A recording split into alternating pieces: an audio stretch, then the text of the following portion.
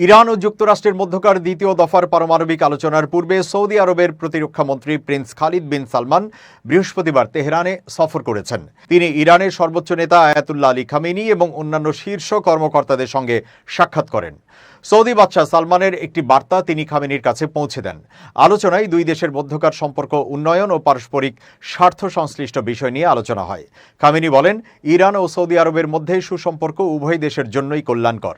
2023 সালে চীনের মধ্যস্থতায় Iran Saudi সম্পর্ক পুনঃপ্রতিষ্ঠার পর থেকে দুই দেশের সামরিক বাহিনীর মধ্যেও সহযোগিতা বৃদ্ধি পেয়েছে বলে জানিয়েছেন ইরানের সেনাবাহিনীর চিফ অব স্টাফ মোহাম্মদ বাগেরি।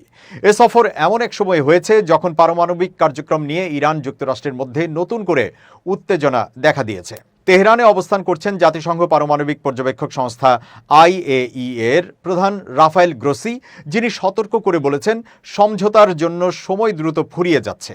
আগামী শনিবার রোমে দুই দেশের মধ্যে দ্বিতীয় দফা বৈঠক অনুষ্ঠিত হবে ওমানের মধ্যস্থতায়।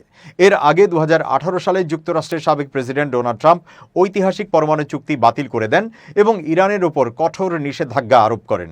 ট্রাম্প আবার ক্ষমতায় ফিরে সেই সর্বোচ্চ চাপ নীতি চালিয়ে যাচ্ছেন।